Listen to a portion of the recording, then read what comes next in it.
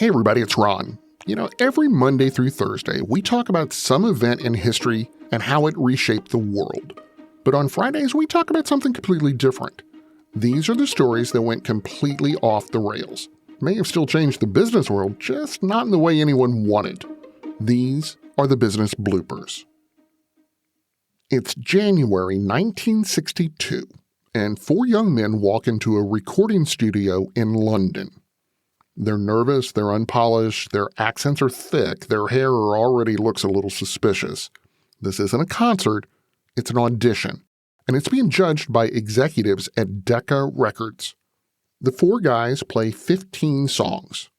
Some are sloppy, some are energetic, none of this sounds like what's currently on the radio.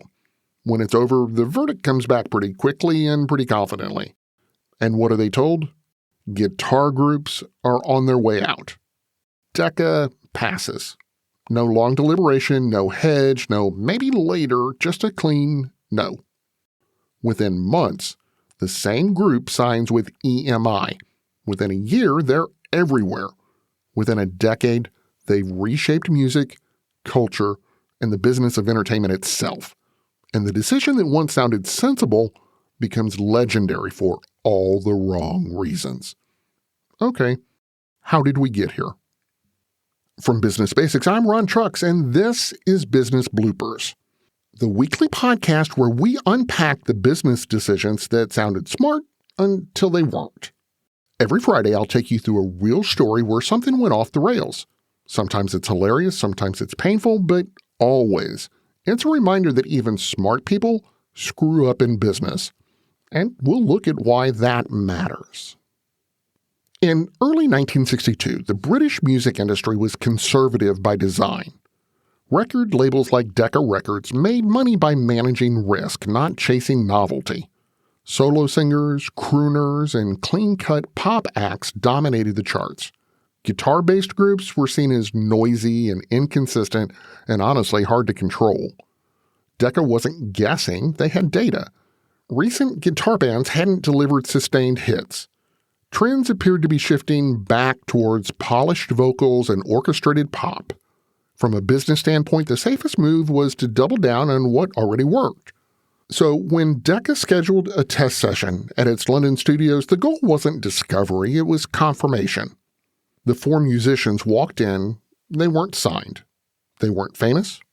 They had been brought in by a manager hoping for a break. They played a long set, 15 songs, mixing originals with some covers. Some performances were rough, some were energetic. None fit really into Decca's existing model. Executives took notes, producers listened, and when it was over, the decision wasn't framed as controversial. It was framed as obvious.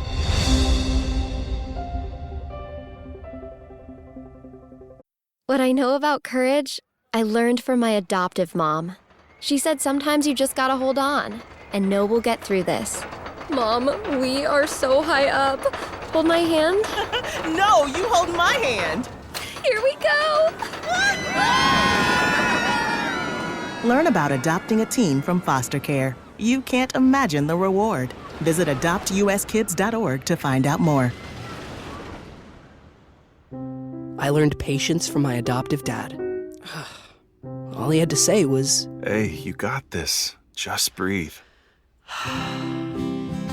Hey, we're pretty good. yeah, Might have to start a band. I got it. Learn about adopting a teen from foster care. You can't imagine the reward. Visit adoptuskids.org to find out more. This message is brought to you by Adopt US Kids, the U.S. Department of Health and Human Services, and the Ad Council.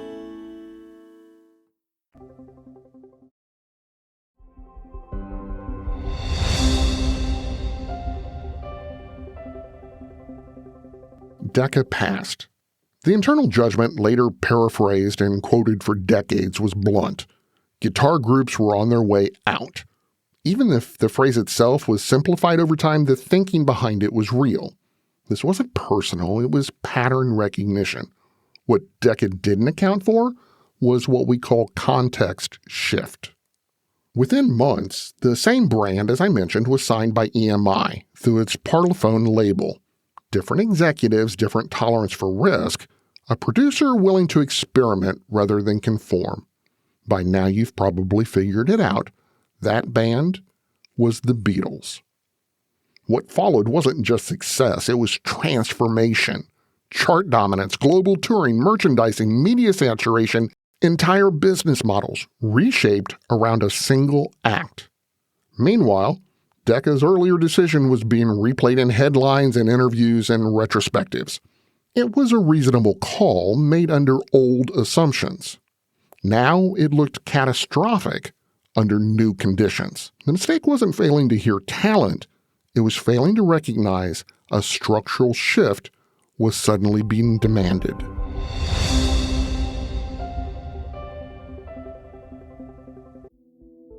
Real talent is defined by what people can do, not where they learn to do it.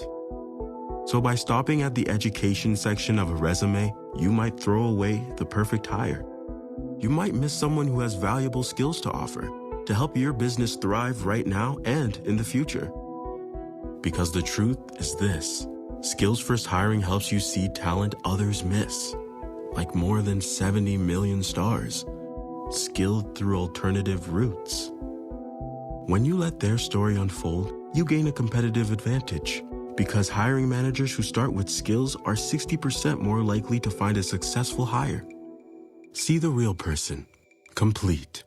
See what others miss. Hire skills first.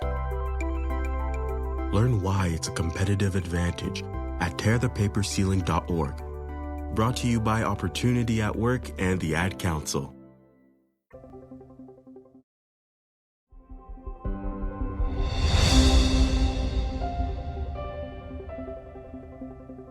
Now, don't worry, Decca Records didn't collapse. In fact, the company continued to sign and promote major artists.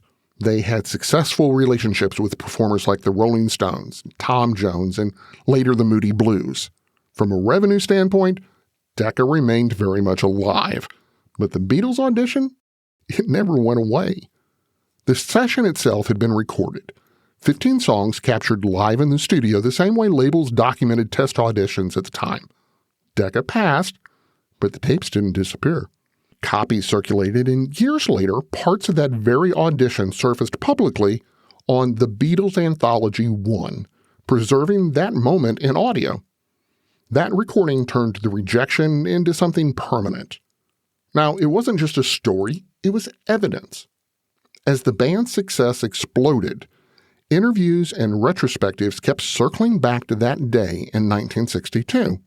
The missed signing became shorthand for how gatekeepers misread emerging change. The phrase about guitar groups, whether perfectly quoted or not, stuck to Decca's reputation like glue. Internally, the lesson was uncomfortable but clear. When markets shift, yesterday's data can become a liability. See, here's the thing. Pattern recognition turns into blind spots when consumers' tastes move faster than institutions are built to adapt. The irony isn't that Decca didn't reject chaos, they rejected uncertainty. And in doing so, they passed on one of the most disruptive forces the music business would ever see.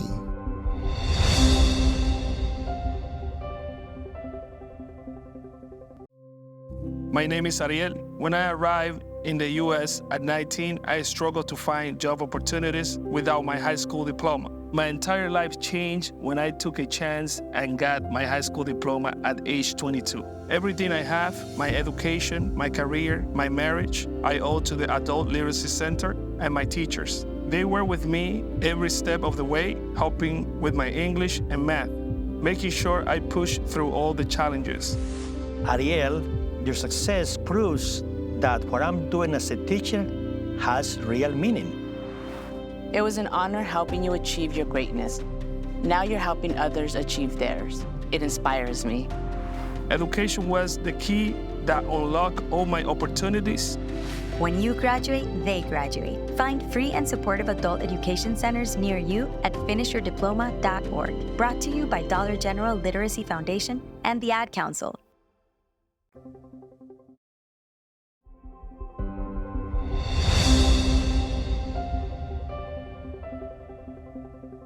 Something I like to do with these business blooper stories is end by spending a little time looking at what actually went wrong. So in this case, what went wrong? Decca didn't miss talent. They misread timing. Based on the information they had in early 1962, the decision made sense. Recent guitar groups hadn't delivered. The market favored polished solo acts, and risk management, not disruption, was the job of a record label. The problem was that Decca treated trends as fixed instead of what we call transitional. What makes this story linger isn't just that they said no, it's that the audition was recorded. Those 15 songs exist. You can hear the rawness, the unevenness, and also the spark.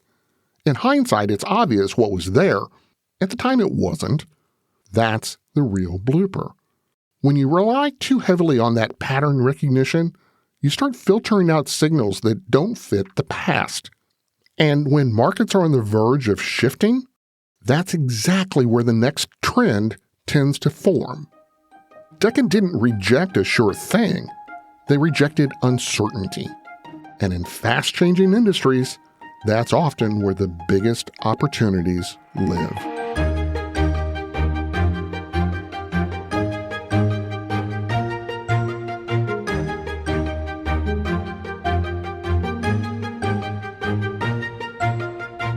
I'm Ron Trucks, and this is Business Bloopers, part of the Business Daily podcast lineup where we look at how business really works and sometimes how it really doesn't. New episodes drop every weekday with fun, full-length blooper stories like this one on Fridays and quick-hit business history episodes the rest of the week. Follow us on Apple Podcasts, Spotify, YouTube, or wherever you listen. And if you're enjoying the ride, do me a favor, please don't forget to leave a quick review. It helps more people find the story behind the business. And do you want to actually understand business without the fluff or the buzzwords or the MBA language? Start by visiting us at bsnsdailypodcast.com.